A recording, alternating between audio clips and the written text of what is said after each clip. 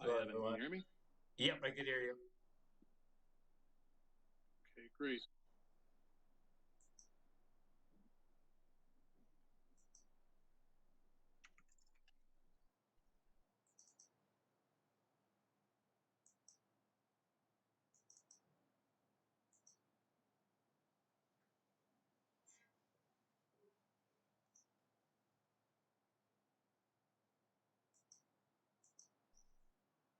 That's a big room.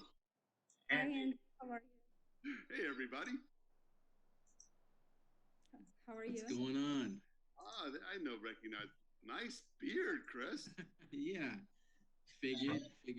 Saw a lot of guys with beards, so let's try it out. It's all black too. Like it's not even coming in gray. That's impressive. Yeah, no. Well, there are some gray spots, but I'm not showing those today. Fill those in. They have beard dye these days, probably. There you go.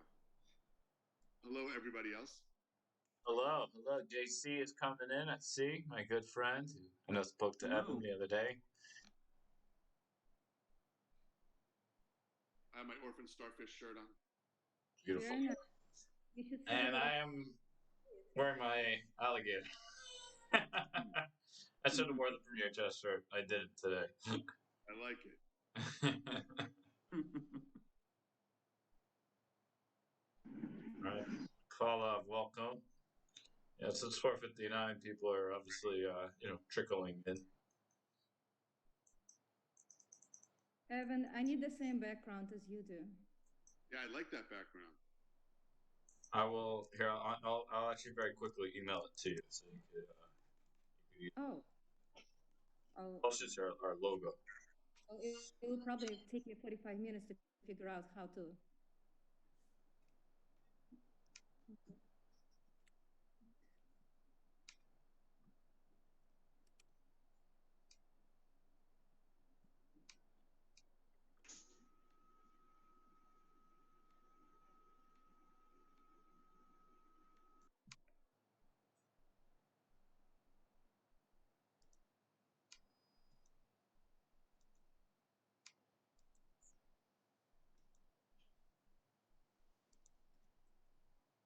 Look at that. We broke through the Brady Bunch. So if everyone wants to, I do want this to be sort of like a networking kind of opportunity as well. So if everyone wants to put their contact information in the chat, your LinkedIn profile, anything else you might want to include, feel free to do so.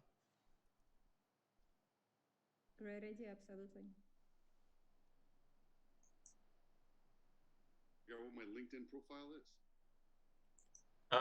Anything, LinkedIn profile, website, upcoming events, any of that. Put your credit card number in too if you want. Feel free. There you go. I like that. Mother's maiden name. I see. Okay, I see familiar names, faces.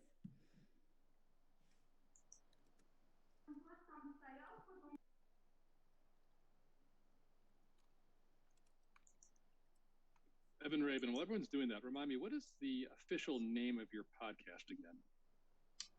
It's actually just the Premier Chess Podcast. That's what I thought. Okay. Yeah. Evan, I received the Premier Chess background, but it'll probably take me 45 minutes to figure out how to put it behind me, so maybe next event. Unless you can tell me in a few seconds. Well, next time.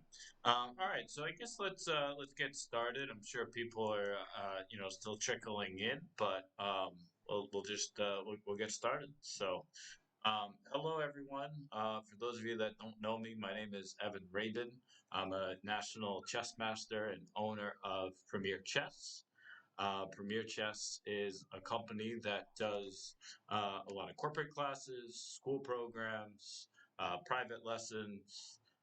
We have actually 4 different summer camps going on, 2 in Manhattan, 1 chess and table tennis camp, 1 chess and sports camp, and we have one camp in Regal Park, Queens, and then we also have a virtual camp going on throughout the summer. We also have virtual group classes for all ages and skill levels.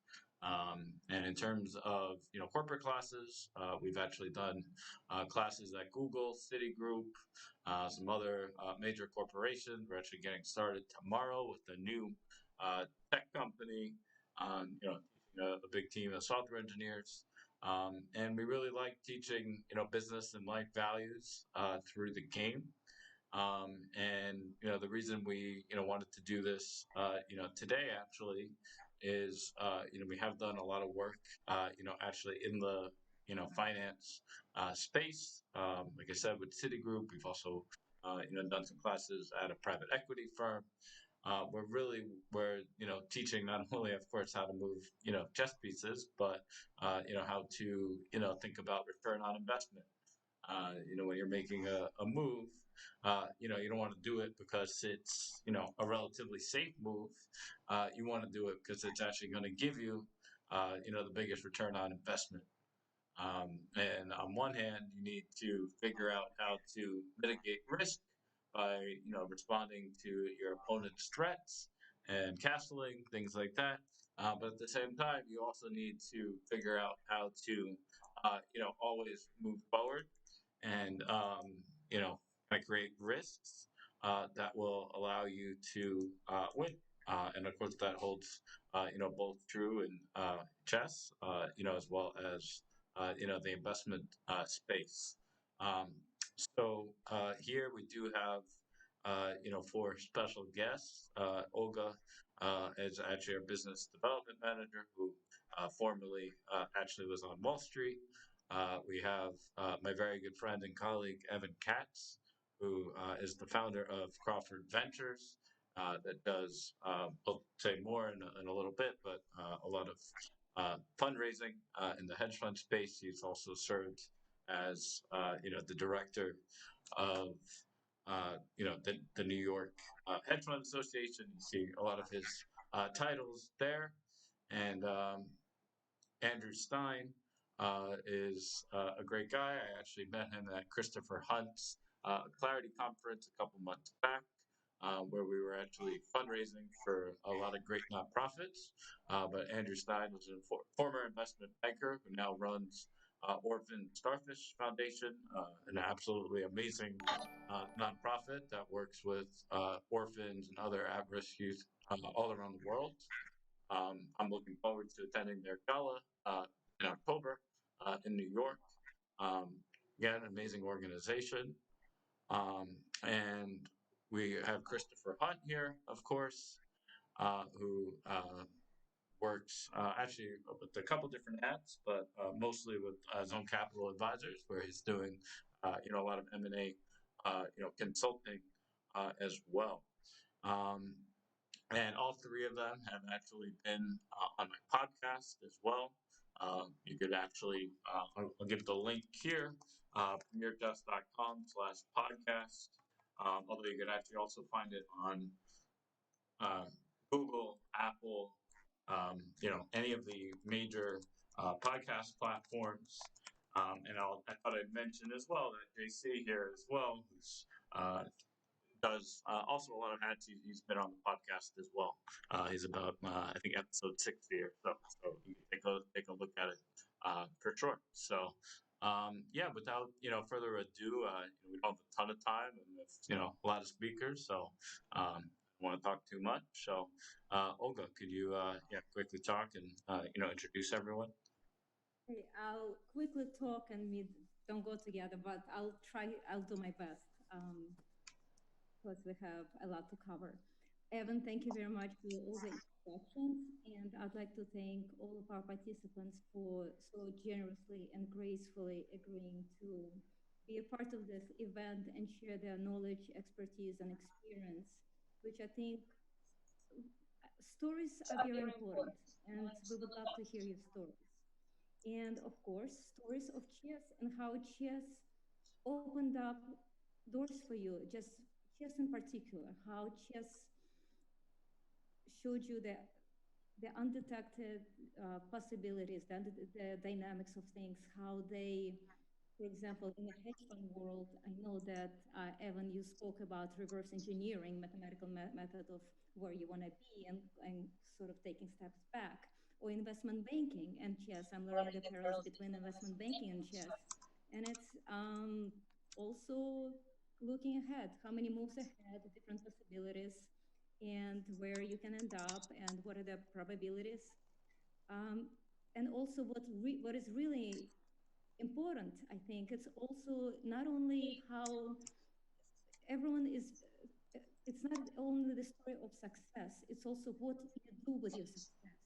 And I'm just very touched and very amazed how you guys, Evan, Andy, Christopher, how you translated your success, given chess, of course, into something bigger to make this world a better place. The philanthropies, the causes that you chose, how important they are. And this is something we will also talk about. So I guess we will begin with Evan, Evan Katz, and maybe you can share with us, talk about the world of hedge fund. I mean, I did my homework. You are king of the hedge funds world, and there are so many things that we won't have enough time to cover all your accomplishments. But since the topic is chess and investments and hedge funds, maybe you can tell us how chess in particular helped you in the hedge fund arena, how it gave you a competitive advantage. Well, sure, Olga. And first, thanks to Evan Rabin, my namesake, Evan Rabin, and to Premier Chess for putting this together and having everybody. Of course, the biggest challenge. And it was mostly Olga in setting it up, so thank you.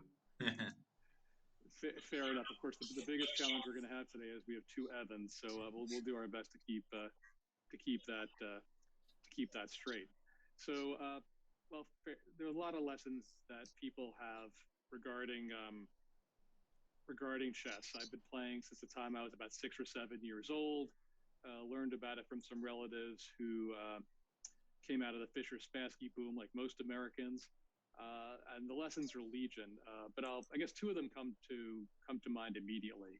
The first thing that you teach young kids, especially when you learn how to play chess, is the famous phrase, sit on your hands. What that means in the chess world is every 5, 6, 7, 10-year-old, and even the older folks see a great move. They think it's a great move. They want to make it immediately. You know, you see it, you want to make it. Two problems exist. The first problem is your great move may not be a great move. And as the experts will tell you, the famous chess phrase, when you find a great move, find a better one.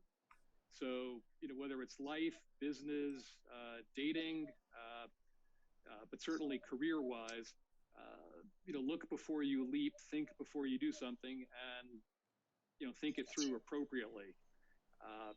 And that's, you know, one of the immediate lessons that people, you know, kind of learn in chess. And the second one, Olga, I think you alluded to a little bit, is sort of, you know, where do you want to be and how do I get there? So, you know, after you hit any level of chess ability, of course, the goal is to checkmate the opponent's king or to win so much material that they resign and don't wait for checkmate. Okay, so great. So you want to, but then when you start reversing that process and thinking backwards, the progress you made are in little teeny chunks. When you get to become a really great chess player, you know, look before you leap. You realize that chess is a marathon, and it's 26.2 miles of marathon at the chessboard. So you have to make very small accomplishments, very small chunks. Like, okay, I moved my piece to a better outpost. Okay, great. That's accomplishment number one. You know, then I disrupted my opponent's pawn structure. Accomplishment number two. The point being is you have to see very far along. And then the same thing goes in business or any aspect. So, for example, we raise a lot of money for hedge funds and private equity funds and venture capital funds. A lot of people impulsively start hitting the phones and dialing or emailing a ton of people. We take a very different approach. First, we get to know the managers, the funds, the strategies, and kind of, in effect, do our homework. And then we often will make the documents a lot better. Either they're good, we make them great, or they're great, we make them much better.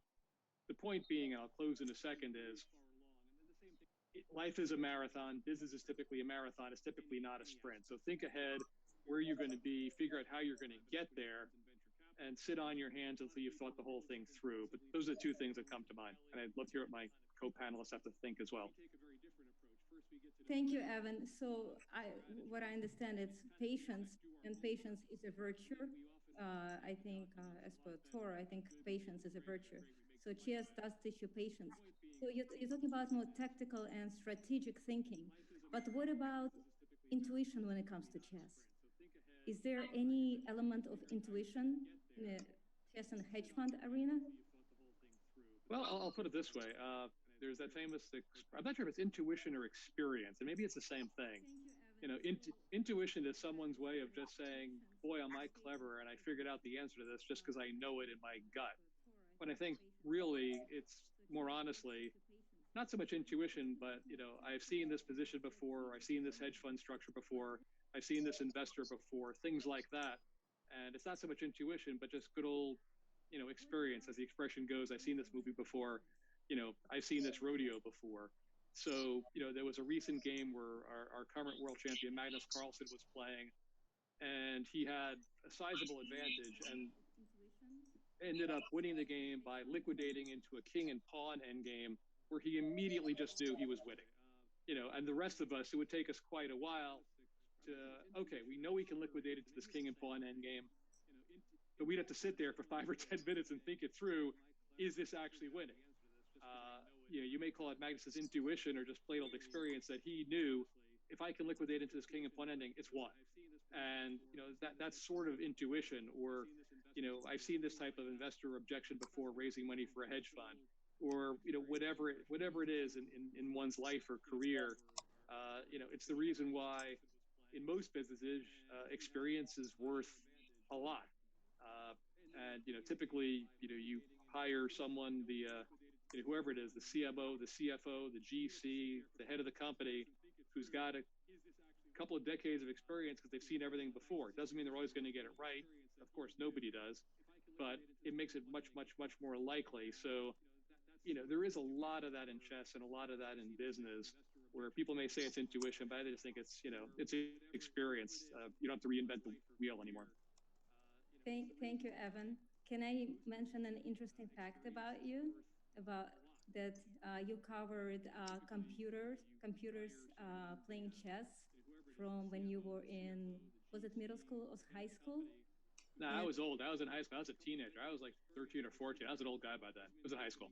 But then, and actually after some years, Deep Blue actually beat Gary Kasparov, which is, and I think you were there, you were watching the game. So, and no one believed that that would ever happen, and it did happen. So, yeah, it was an interesting experience. I mean, you know, going to the whole notion of intuition and chess 50 years ago, maybe 60 years ago now, when they first had the first general purpose computers, a bunch of chess geeks and computer geeks said, all right, well, let's see, chess. We know the rules of chess. It's a closed system. It's an 8x8 board. The rules don't change. We've got computers now. All we've got to do is figure out how humans play chess, teach it to a computer. Computers never make mistakes. You know, ipso facto, computer will be world champion in a couple of years once we do this. Half the world thought they were crazy. Human intuition will always triumph over computer brute force. The other half said, oh, no, you're crazy. Computers will obviously be the best at chess, just like they are at math, that type of thing. Well, they were both sort of right. The people who said that a lot of it is human, they were sort of right. It took, instead of taking 5 years for a computer to become world champion, it took about 50 years. So the computer geeks were off by a factor of about 10x. Instead of 5 years, it took 50 years. And a long, long time. I mean, countless decades of matches where the humans were making fun of the computers and kicking their electronic butts, if they have an electronic butt. But yeah, then in 1997, after many years of research, and IBM poured a ton of time, blood, sweat, and tears into it, there was the second or third, I think it was the third Deep Blue versus Gary Kasparov match. The first one, he trounced the computer in Philadelphia. The second one, he beat it soundly. But in the third match, he got beat in a 6-game match, a short match. And I was there. It was pretty crazy in Manhattan. You had people on 7th Avenue scalping tickets on the street for like double or triple Hello, the this is price Evan.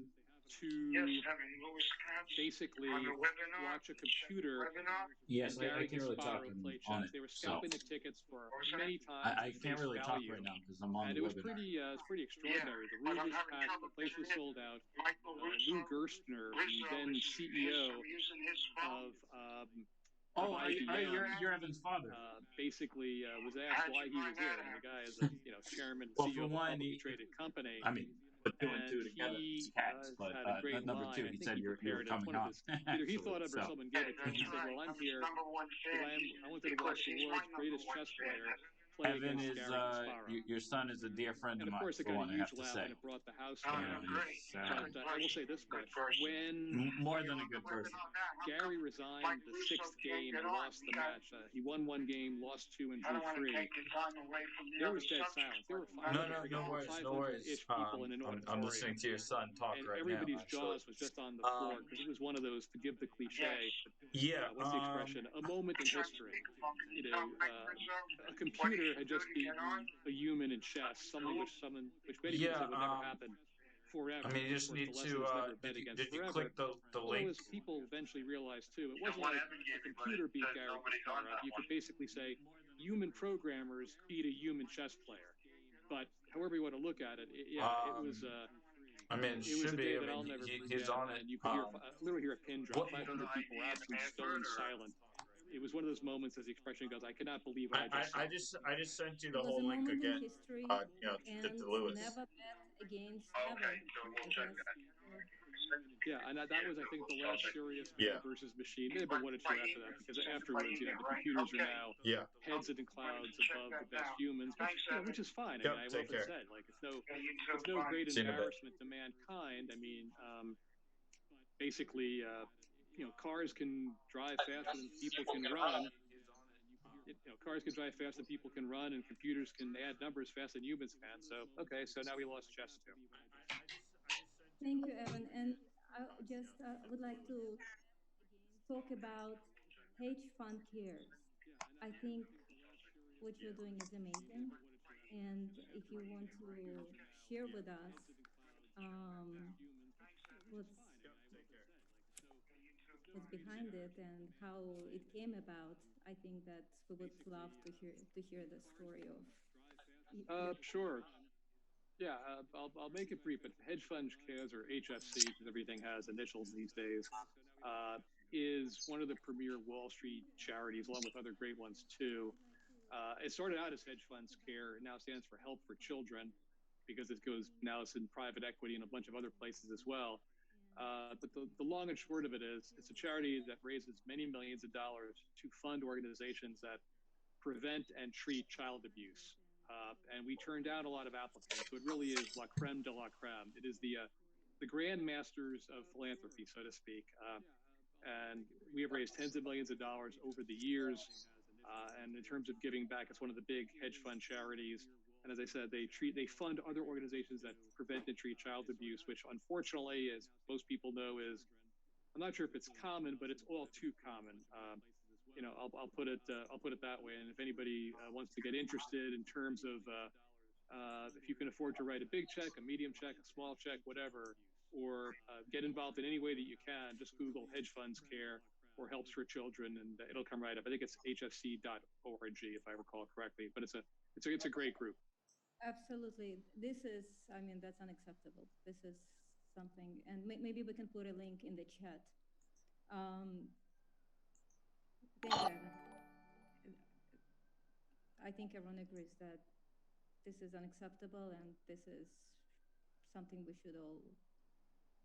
Well, that's sort of the joke we say, like, in the office and in the industry. We have friends and family and business colleagues who are Yankees fans, some who are Mets fans, Republicans, Democrats, and we can debate favorite sports heroes or politics, or which is the best baseball or soccer team, but we don't know anyone who's for child abuse. So this is kind of the one unifying thing.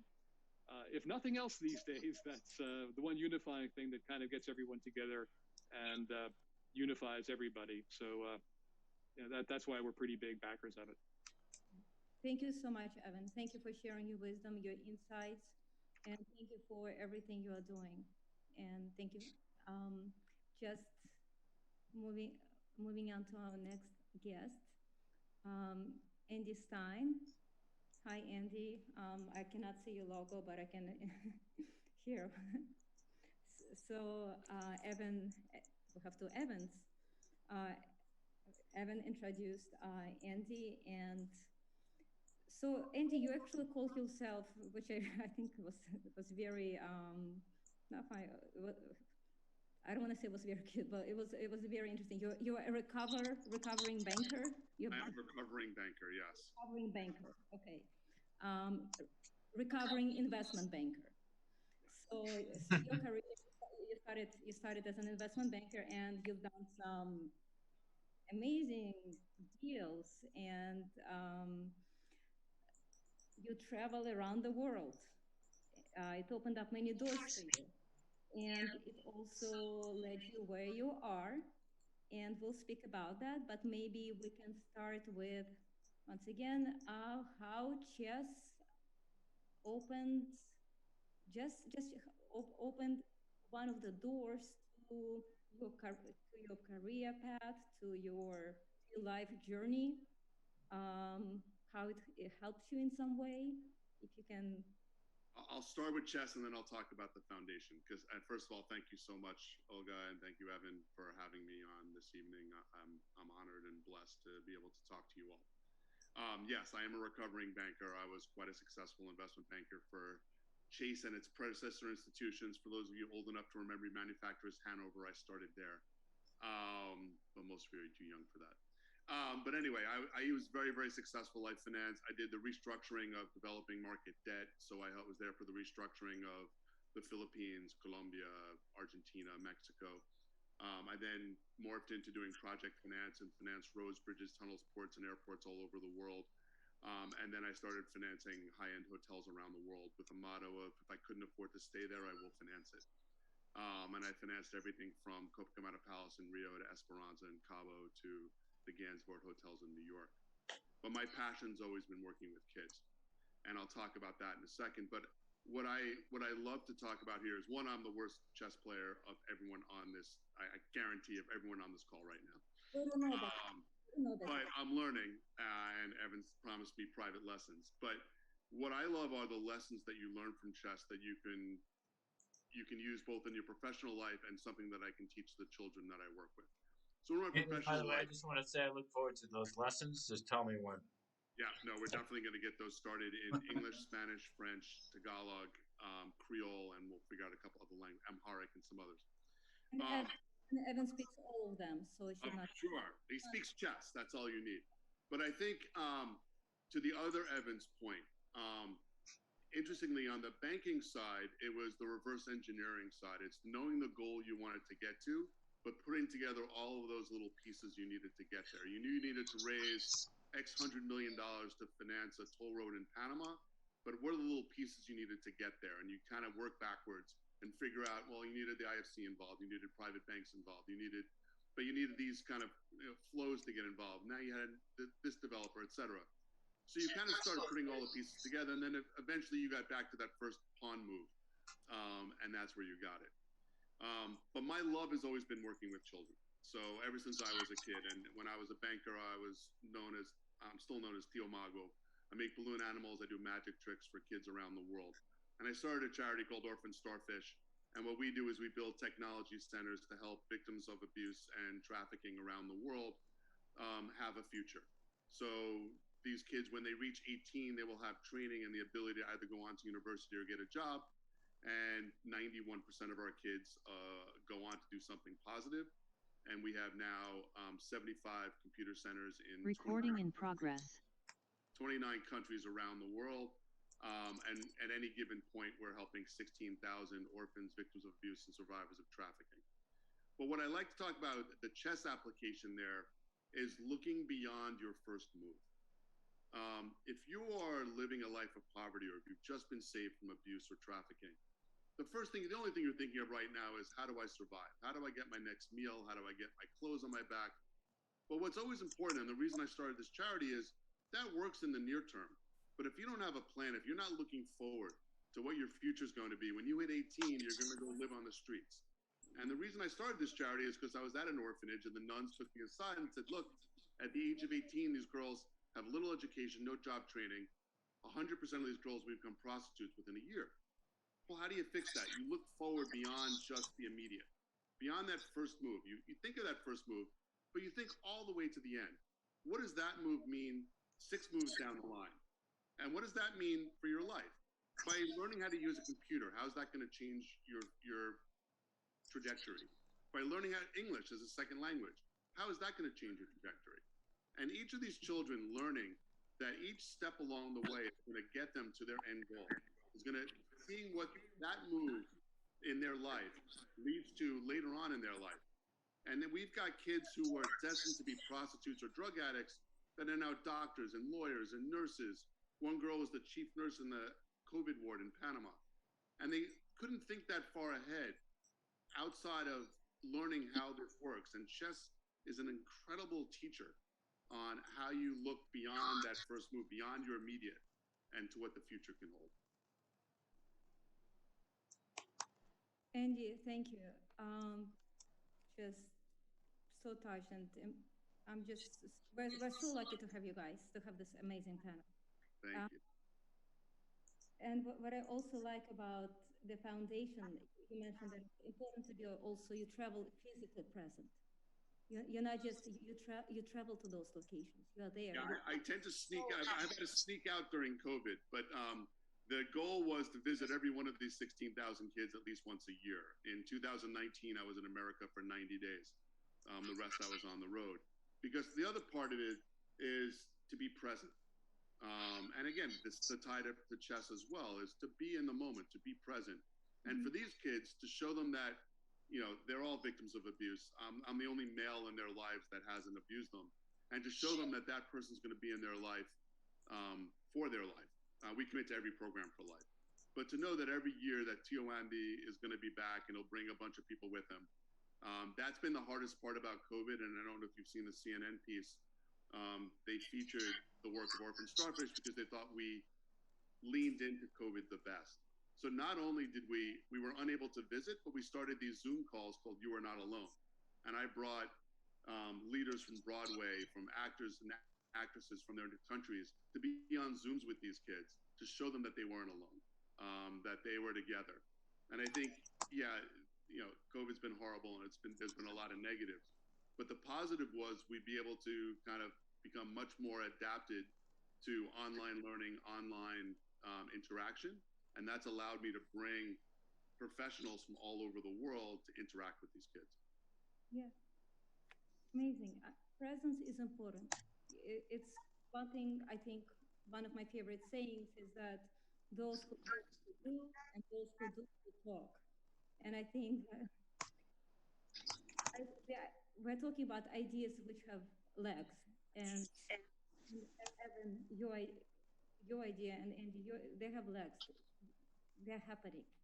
And just if I may say one interesting fact, is that your highest amount recorded was it 1,000 balloon animals in one sitting? Did I get it right?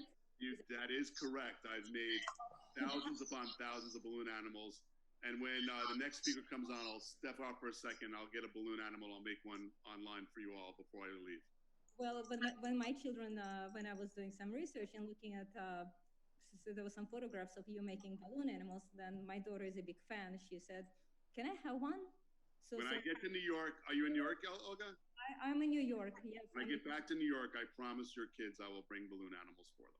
And I know that you're a man of your promise, so sure, I'm not going to ask for 1,000 in one sitting. Okay, so, that's good. But thank you so much. Maybe I'm not sure if we included the foundation in our chat. Yeah, I have it, and then I'll put. You know, we'll talk about it another time. But our big fundraiser is a big gala that will be live in New York, even though everyone's now going to have to be vaccinated according to de Blasio.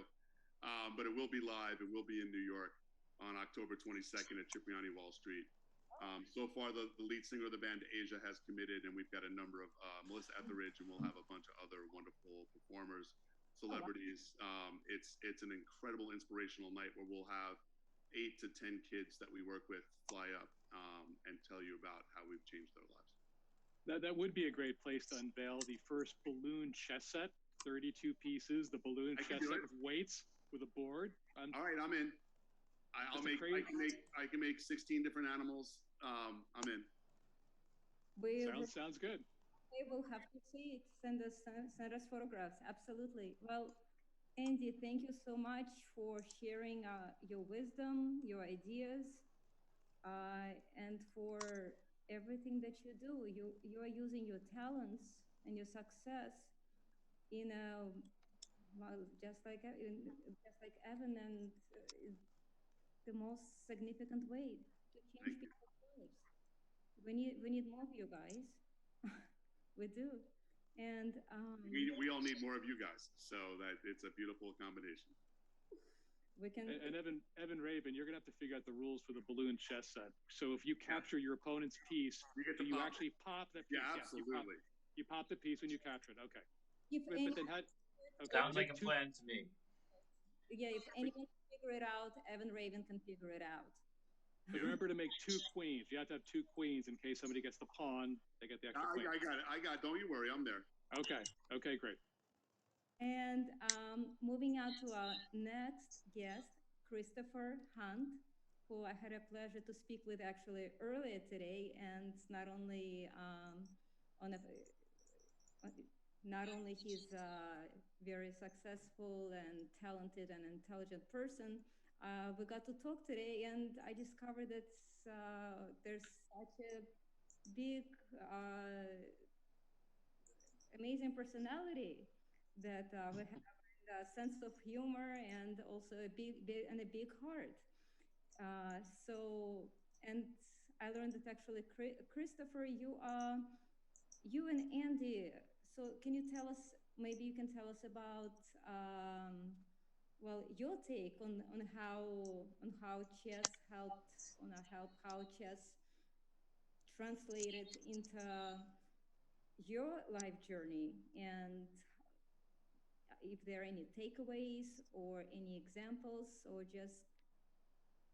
Of course, yeah, sure. So, yeah, chess. I have memories growing up playing the game. My parents teaching me. And growing up, it's an intellectual game, right? So it's obviously an attractive sport.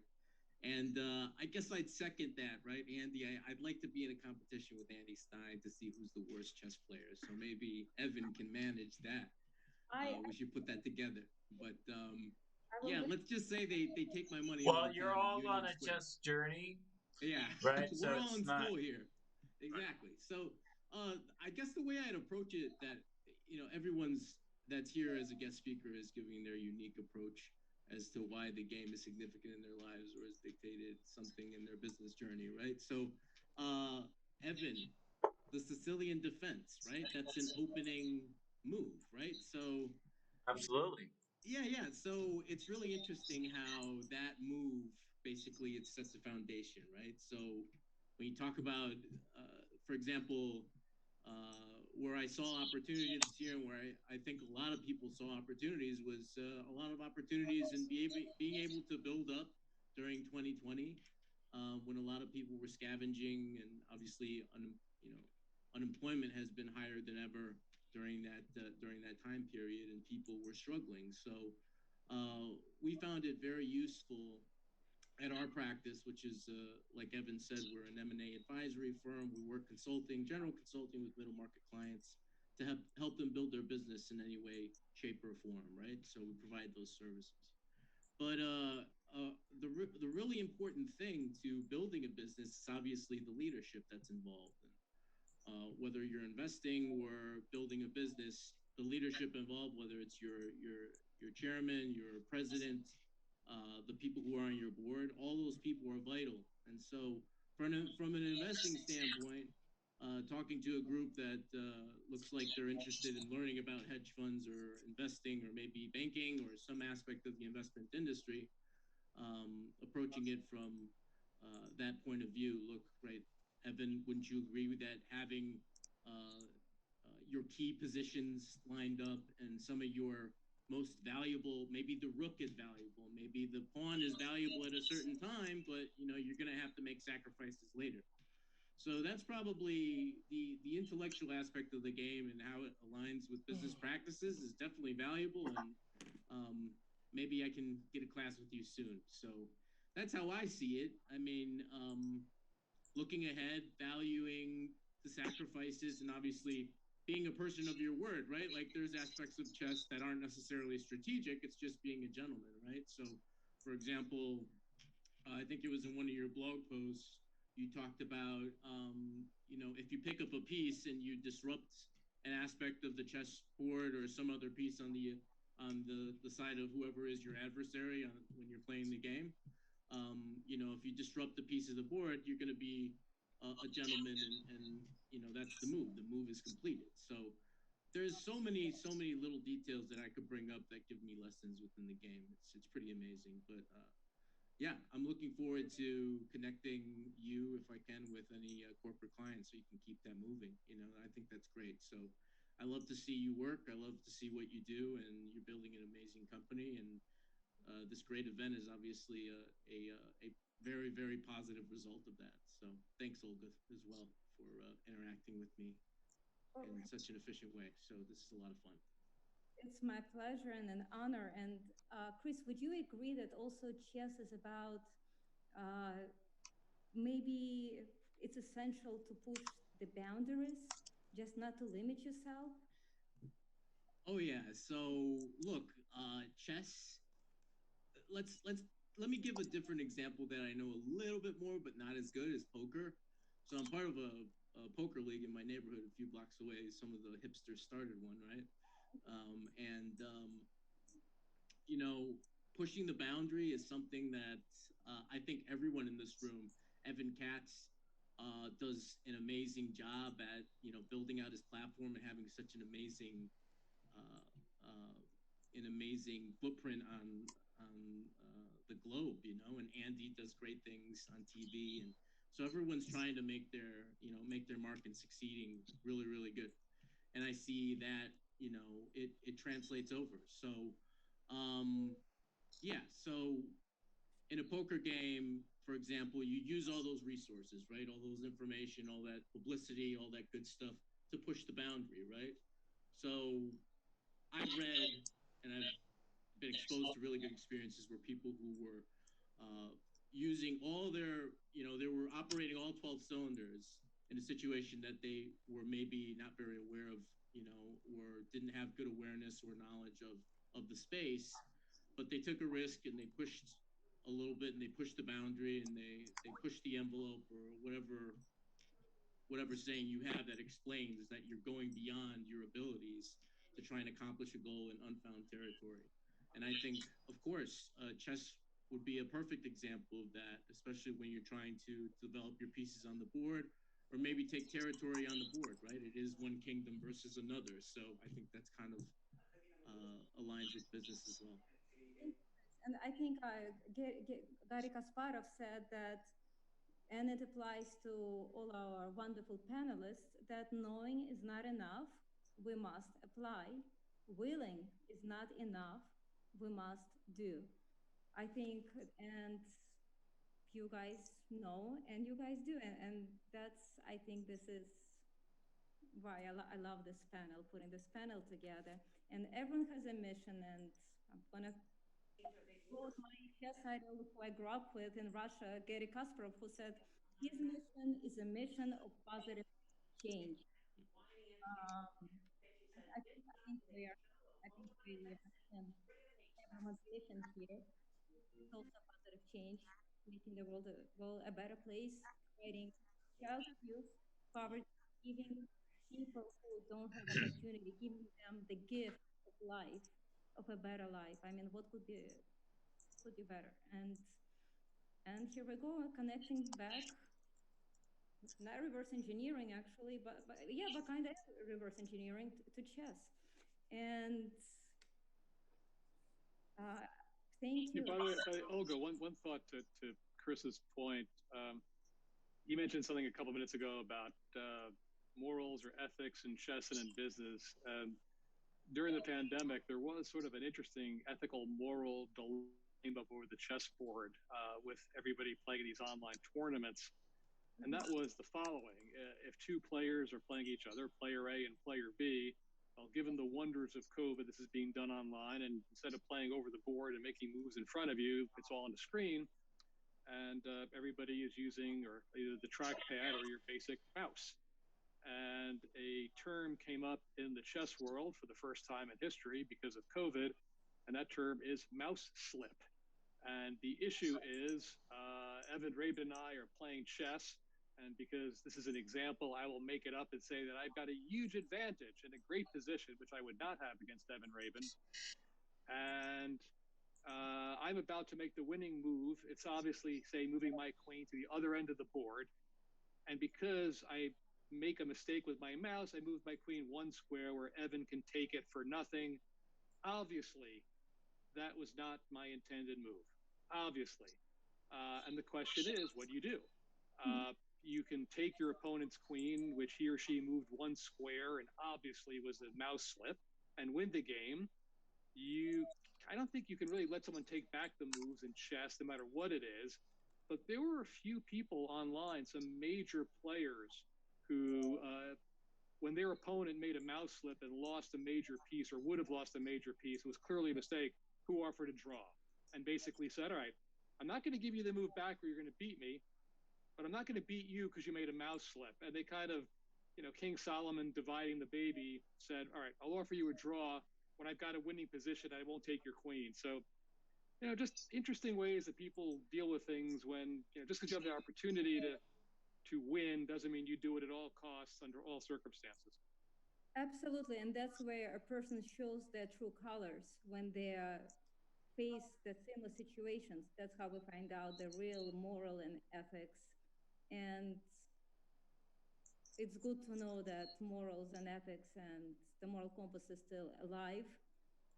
And by the way people play chess, you can also tell the way they're going to conduct the business in hedge fund and investment banking, venture capital, private equity, you name it, anywhere.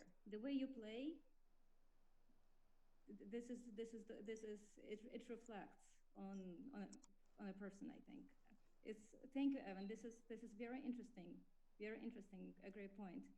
5:45. I think that I'm going to thank all the panelists. You guys are amazing. I would like to thank all the guests. You're also amazing. Thank you so much. And I'm going to pass the virtual Zoom microphone to Evan Rabin, and he can share his closing statements, wisdom, and whatever he wants to add. And just thank you so much for being here, everyone. I was so excited about this event, and I'm really happy about this event. This is just, thank you. And Evan, Premier Chess, thank you for letting me do this. Yeah, my pleasure, Olga. Thank you so much for, all of the organizing that you did, setting this event, up. And, truly thank you everyone who came, and, made it a reality. And of course to our panelists, Christopher, Evan, and Andy. I know they're all, very, busy in what they do. Let's give a little round of applause. You can unmute yourself and, give a nice little round of applause for our panelists there. And, I honestly have the, privilege and honor of having the three of them as, not only good colleagues, but, also good friends as well. So, thanks so much for, coming on and, being part of the event. So,